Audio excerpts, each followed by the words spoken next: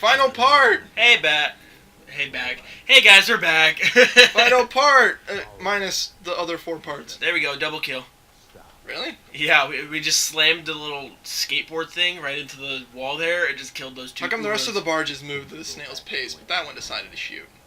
No, it's more like a skateboard. I don't think it's a barge. But like I said, we are still going to be getting more upgrades and stuff. Still? Yeah, still. If I'm correct here, we will be picking up... yeah, there we go. Hopscotch. Oh, I get it. It's a liquor that automatically gets,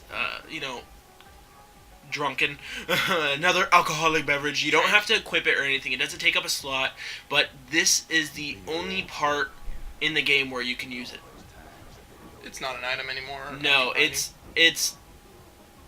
won't appear in New Game Plus until you get to this part. Oh. Now Yeah, you were dodge rolling before. Now I'm hopscotching everywhere. That's the hopscotch. Yeah, so the dodge roll gets replaced with the hopscotch. To be perfectly honest, though, it's the exact same thing. You're still able to dodge the attacks. The only difference is instead of flying right off of it, you kind of hop over the ledges. Is it better than the dodge roll? I'm gonna say yeah, it is. Once again, there's these jumps and stuff like that I could have done before with the hopscotch that would have made it a lot easier to navigate through. But I digress. So it looks like we're in like I know it's like the final part story wise, but as opposed to our location. We're still in the terminals. We're getting a lot closer to the shard and everything. We're getting closer to the heart of the Ura's den. Alright. I mean, they don't call it that. Is the stage falling as you're moving, or does it do it on its... Or is it like an auto-scrolling level? It's kind of auto-scrolly right now. I mean, to be perfectly honest, you can just hop through everything like I'm doing right now. I'm just jumping over all the clutter. Normally, you would have to, smash it apart. You could just hop through all of it, and, you're at the end of, that platform sequence without, having to die or anything. Once again, the hopscotch is... I don't want to say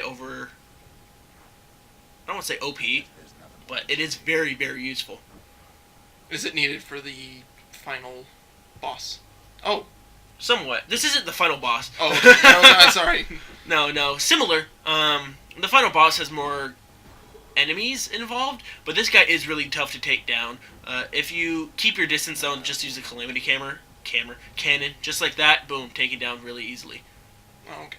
And you're still leveling up. That's great. Is there a level cap to the game, actually? If I'm correct, I believe it's level 10. Oh, okay. So, leveling up is a very rare... Yeah, it doesn't happen. It doesn't happen very often. I want to say by the end of this playthrough, I'm only, level 5 or 6. Oh, wow.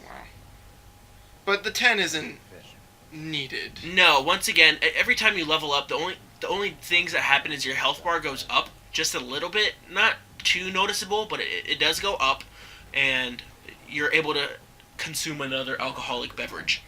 So other than dream sequences and I guess playing the story over again, is there any rewards or a super boss or anything for level 10 people to enjoy? It makes the game a little easier. New Game Plus, it's refreshing because all the experience and everything gets refreshed. Mm-hmm. Not like you go back to level 1, but the enemies and stuff won't produce, for example, 1 XP. If at this point in the game, when you get here, they're pumping out 100 XP or 25 XP or something like that. When you start the game over, they'll be pumping the same amount. I was noticing the other times you leveled up, you got max health. Were there any other upgrades? No, it's just the health. Yeah. Is it that drastic? No. Like I said, I would think with 10 levels, each level up would be pretty significant. I want to say by the end of it, maybe.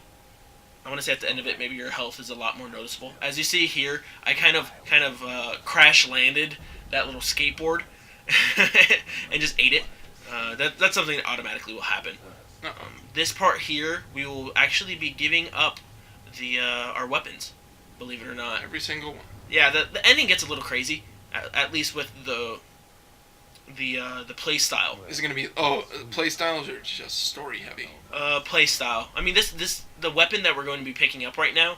Once again, it automatically forces you to take it, but on the bright side, it's a pretty strong weapon. You don't find yourself in need of something else. So let's just hopscotch on over and pick up right over there the battering ram. And bada bing! The weight of the Calamity, quote unquote. Oh wow. Is this a permanent weapon? Just till the end of the game. Okay. Yeah, which to be honest, it won't be too much longer. So you know, once again with the hopscotch, you're only able to use it for, I want to say, a good 15, 20 minutes, and then with the would you say if it would be the best weapon in the game? I feel like it would make the game uneven. Oh, okay. It would unbalance the game. So then I guess I can see the reasoning, because at least me personally, my opinion for these games is if they give you something at the end that's only able to be used at the end, that the thing better be a broken, almost like a very quote-unquote broken weapon, and then the boss is going to be tough that you have to use the broken weapon against. Yeah, it's at least with the battering ram, the way that it works is it's a one-hit KO. You press X, and I'm sorry, I believe it's either X or B. You press one button, and he does a regular jab, and you press the other button, and he drops the battering ram on the ground, creating kind of like a splash damage effect, where all the enemies around you get damaged, and for the most part, one-hit kill. Oh, okay. Then the special move also changes to what's called like a Calamity Strike or Calamity Rain or something like that, where like a barrage of meteors comes down. And that can be very helpful during the boss battle, especially if you have full potions right there. It gives you the option of giving one of the special potions or whatever. That way you could at least use it once if you used up all your potions along the way here. Just to kind of help you out with the boss battle. Once again, the enemies, they come in waves. And though it might not be the worst thing ever, you know, it's pretty fun. There we go. There's me using it right there and just killing them all. And this is going to be used in the final fight. Yeah. If I'm correct, I used it a few times. Oh, there's me overusing it though. Hey, might as well. If you're going to get it at the end, might as well abuse it. Yeah, but once again, the game compensates for that. It's you know, as you see there, you're seeing potions, both health and tonics. You know, littered along the path. Yeah, and if you hold the left trigger instead of bringing out the shield or anything like that, you just drop it on the ground and it blocks the attack. Okay. And now we're at the last part. He said that Zulf and his countrymen. Actually, that's an interesting twist right there, at least Zulf-wise. We'll be seeing Zulf right at the end here, but we're fighting the guy that delivered the note. We'll find out what happened to Zulf in a minute. Oh, okay. After I take this guy down. But yeah, here we go. It's talking about how Zulf, even though he betrayed everyone, he's not that bad. I mean, he did warn the kid about the attack on the Bastion. He let the kid go. He didn't try to like sabotage the kid on his way back to the Bastion to stop the fighting that was occurring. Here, it's kind of a troll moment where the guy's poofing around on different areas and bringing out his countrymen. You know, very ooh la la-ish. And he's just baiting you, really. So you have a slower pace. You're not able to hopscotch or dodge roll or anything like that with the weapon. So it can be, as you're moving your way across to get to the enemy, you will lose a lot of life. So make sure you're all stocked up on the health potions here. And this part right here, he comes out and two of the Calamity Bulls come out to fight you. Unfortunately for the Bulls, I had one of the tonics left, so I just, barrage of meteors and down they go. Nice. But they're, like I said, with a lot of those enemies, they take one hit. He took multiple. And so here we are. Here we're going to find out about Zulf. Unfortunately for him, he's getting his ass whipped. By Ulala Men? By his countrymen. The reason being that, and here we go into the alternate choices. We could either drop the battering ram and move on, or take Zulf with us and, move on with the battering ram and take Zulf and leave the battering ram.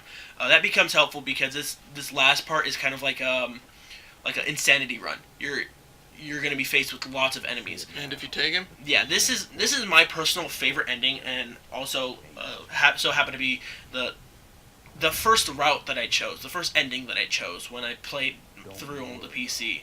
I took Zulf with me because as far as bad as the whole betrayal thing was and everything, he was still one of the survivors that we found. I felt an attachment to him, so I just thought to myself, I can't leave him behind.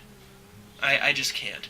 And I ditched the battering ram, and so here we are. We're going to have enemies shooting at me and stuff while I'm taking hits. Though my health bar has disappeared, you will be seeing on the outside of the screen, I will be going red. So somewhere at the end of it, I am going to be using a potion because my health, the screen. Oh, I thought it was like just for dramatic effect no. or something. But, okay. So yeah, see there it goes. The screen's going dim and everything because I'm taking tons of hits at this point. You're supposed to use those little ledges things over there, the pillars and stuff, as cover. Oh.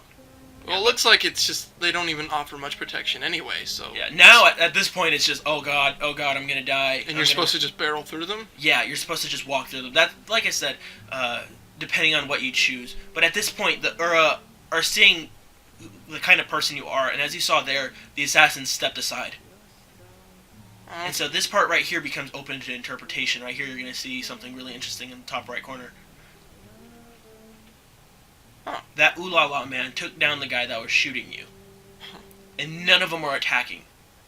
You just see them watching you as you make your leave, and some people want to believe that it's because they just want it over with. They want you gone. And on the other side, it at least for me, I think they built a respect for you, at least from my perspective, that you're taking the man that betrayed you along with you back home. Well, as a people, does it really go into what kind of culture the Ulala are? That they would be honor-driven? In retrospect, I think that's touched up upon in New Game Plus. Oh, okay. I do remember like I said, there are some details that get added in and thrown in the New Game Plus that aren't there originally. You know, you're floating on the rock, da da da da, and whoa, deja vu. Those kind of things where they're added on later that you really have to, talk about. Right here, the kid is so wiped out from his journey that he has to have 3 attempts to get up and make it to the monument. Just for, effect. Yeah. And we're at the last shard. And right here, we're going to be coming up to our next decision. Ruckus is going to explain that we're coming down to the heart of the core. Everything is done. In this playthrough, I brought Zulf back with us. And so here we are, and we're going to talk to both Zia and Ruckus about the decisions. While on the left, we have Ruckus, who kind of leaned more towards one decision. We have Zia, who talks about how much of a great time, the adventure, and everything that you had with them throughout your duration of the game. Here we are talking quite a bit about the items and their perspective, what they believe that should happen. The 2 options that are presented to you are reset the world. Kind of bring the world back to before the Calamity ever occurred. And everybody will part ways. Everybody goes back to what they were before. So, Zia would be back with her father. Zulf would go back to his previous life. Ruckus would go back to working on the Bastion. And the kid will go back to the rippling walls, working on the walls. With memory of what happened? No, without memory. They'll all forget each other. Alright. Which, when I chose that ending, I really felt like I made a mistake. At least, we'll be seeing in the next part the ending sequences, how they react to the resolution of the game. And just from my perspective, I felt like I made a grave mistake when I chose that ending in my second playthrough. The other side. Yeah, we have Zia's side, who says, we had such a great time. You have to choose between sticking around with me and Ruckus, or resetting the world so that everybody's still alive. That sounds like a really tough decision, to be perfectly honest. On one side, the world was already bad enough as it is. Do you really want to go back to it, or do you want to explore this new world? Okay. Kind of sequel baiting, but in a way, I don't know. Right here, we're talking about the letter that was trying to join him. He was just baiting Zia, and that's where it kind of goes into. She wanted to find out what had happened to her people. So the resetting decision, I guess, isn't your most preferred. No, I like to go with saving Zulf and staying with everyone. So that's about, with the 2 different decisions, it's about 4 different endings? Technically it's 4 different endings, because you could choose, leave Zulf or stay Zulf, and then if you leave him, for example, you could choose restoration or evacuation. If you take him with you, you could choose restoration or evacuation. So in the end, it's 4 choices. Restoration being the reset, evacuation meaning, everything blows up and you take, everything and leave. This right here, the beginning, is the achievement you get for taking everything with you. We'll be seeing later on, there are details in these pictures that, depending on what you did in the game, will appear. For example, I took Zolf with me. So on the right side, you see Zolf. He's I'm alive assuming- and well with everyone. We all forgive him, and though he's kind of more of a loner now, he still wants to stay with us. Once again, as the main survivors that we are, and the bond that we formed throughout the game before finding out about the Calamity and everything. How anime-ish. What do you mean? Very anime. A loner that still wants to be a part of the group. And then you brought up bonds. Oh yeah, that's kind of true actually. That's fine. If this is a Supergiant games, they're Western. Yeah, they're Western. They're It's fine for them to be inspired by that. I'm a fan of that. It makes it only it's weird because people who inherently want to pick the good or the best options, every time if they went back to the other one, I can only imagine that with the restoration decision, it would have a cutscene, but would it look like a happy ending, or would they kind of play it off as We'll be depressing? Seeing that. We'll be seeing that next episode. Oh, okay. You're gonna be showing that ending off. Yeah, I'm gonna be showing the multiple endings off.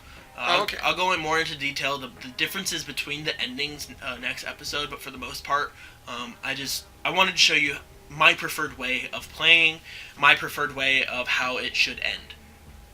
And here we are at the end of the game. Right here, it's during the credits. They show I think 4 or 5 different pictures depending on the ending you choose, just showing wrapping everything up how they live together and stuff. So this is Ruckus looking after the kid. He's really pooped out after that adventure. So I guess we're gonna use this section of the credits to give an overall impression. Yeah, we're first I want to point out at least with the pictures going. Here's the loner cooking for everybody. He's kind of in debt to everyone because he did betray everyone, but we still love him and the squirt's helping him out. Funny enough, even though my squirt didn't survive, here he is helping Zolf cook dinner. I guess they just found another one. Yeah, they found another one along the way. They're replaceable. But yeah, the pictures actually do change depending on the ending you choose, so I do want to take a look. Point out things like, look how happy Zia looks. In the previous one, we saw Zolf and look how sad Zolf looked. At least during the dream sequences and what's the next episode, we'll go into why they have these reactions. Zia, you can see her. That picture is very freeing. She's happy and everything. And we have here Ruckus, the narrator, who, though he's not content with himself, he's content with this life. He's okay with this life. He'll live it. And what's interesting is though that even though he's the one that ultimately all the burden falls upon, he gives the option to the kid. What life they want to choose. At least from my perspective, it's because he's so tired of making choices for everyone else. Forcing things upon everyone else. The Bastion, the Calamity, and everything. Because believe it or not, he plays a pivotal role in the Calamity and everything. The Bastion and the relationship with all of it. So I feel like at least that's why the kid was given the choice.